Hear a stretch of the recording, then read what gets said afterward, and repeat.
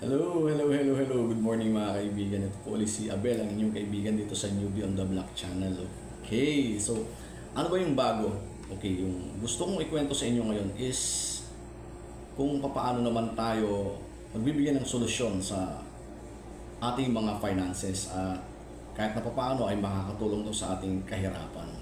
So, this past few months, sumali ako sa IMG, sa itong institution na nagtuturo ng financial literacy, and I'm happy to say natapos ko na yung mga workshop nila, and I'm happy to begin my journey na mag-share naman sa inyo kung paano ba tayo magiging financial literate, at itong financial literacy na to ay makakatulong ng malaki sa atin sa ating kahirapan. So ayan, so pakinggan po natin. Alam niyo po ba mga kaibigan na yung kakulangan natin sa kaalaman sa pananalapi at pag-iipon ay malaking ang epekto nito sa ating buhay at sa ating ekonomiya, especially sa ating mga pamilya. Kasi kadalasan, halimbawa pag sumusweldo tayo, ang nauuna nating binibili o ang una nating ginagawa ay binibili natin kung ano yung makapagpapasaya sa atin without thinking kung importante ba to o hindi. So yung tamang formula para makapag-ipon tayo kahit gaano kaliit o kahit gaano kalaki ang ating kinikita ay ganito. Kita, bawas muna ang ipon, at yung matitira, yun ating gagamiting panggastos. So yun ang natutunan kong isang formula dito sa IMG. Tignan nyo to guys, just imagine, for example, no, pag magkakape ka sa Starbucks, ang coffee is about 140 pesos. So kung titignan mo naman, yung pinakamababang bigas natin ngayon is yung tinatawag nilang rice for all, which is 33 to 45 pesos.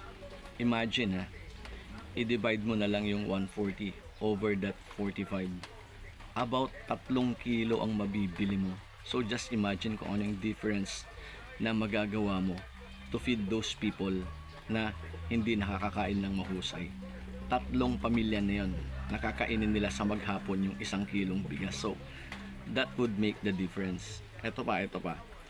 Let's say mahilig kang mag-collect ng shoes. Halimbawa yung Nike ngayon, which is yung low red na tinatawag nila, Air Jordan, is about 3,000 plus or 3,100. Pag dinivide mo yan about 45, makaka-feed ka na ng 66 na family. So just imagine guys, yung magagawa yung difference kung alam niyo kung paano nyo titipirin yung pera nyo instead of buying those things na sa tingin nyo naman hindi gaanong kakailanganin nyo kaagad. So ayun yung difference na pwede nyo gawin pag mahusay kayong magtabi ng inyong pera.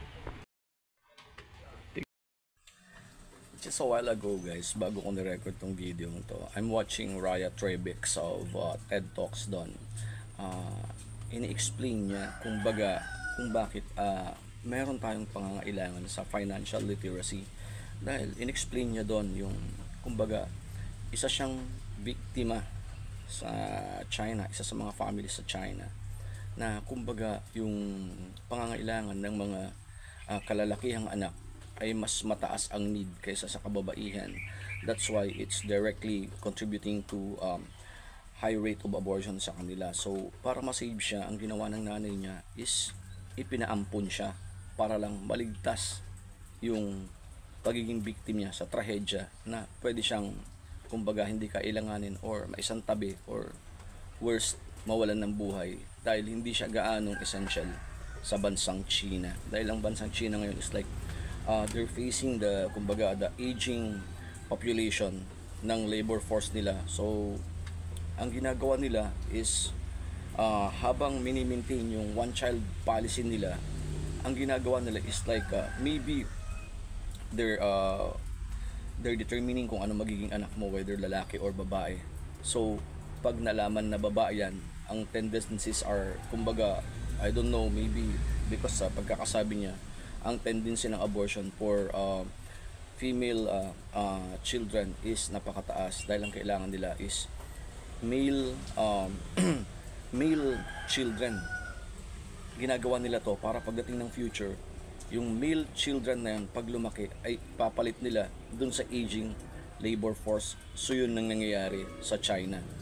Though makikita mo silang superpower, pero kumbaga ginagawa nila ng paraan na ang pang-replace nila is kumbaga human din in a more inhuman way.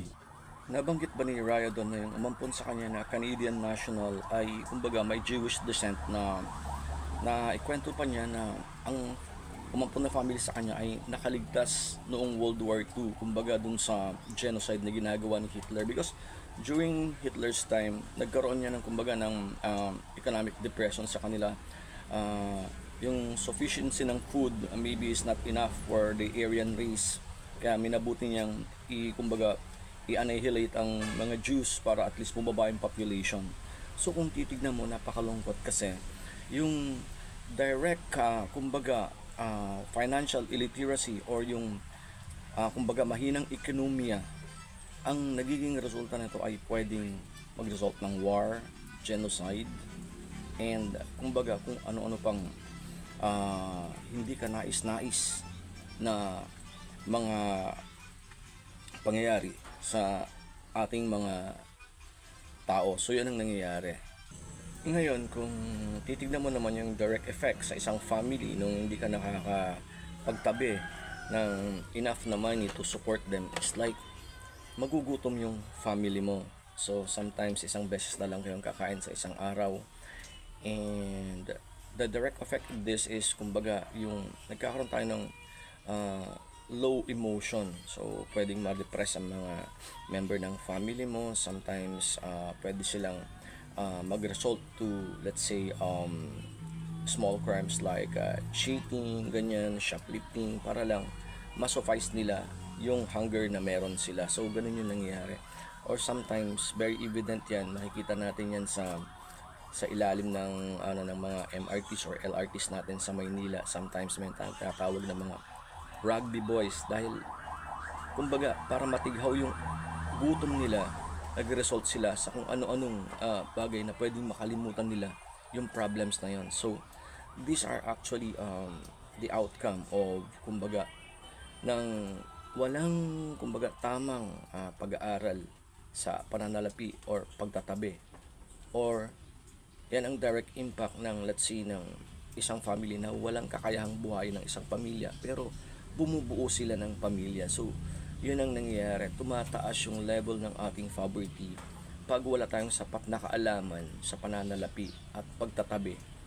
At yun ang kadalasang nagiging immediate impact nito. So for this next video guys, i-discuss natin kung ano ba yung mga pwedeng paraan na magawa natin kahit na mababa yung salary natin, kahit nagsasalary lang tayo ng 150. Ano yung mga way para makapagtabi tayo at makapag-save tayo para sa future, so that as time goes by, may naipon tayo sa mga darating na panahon. So panoorin niyo po yung mga darating na videos na yun. Thank you very much guys.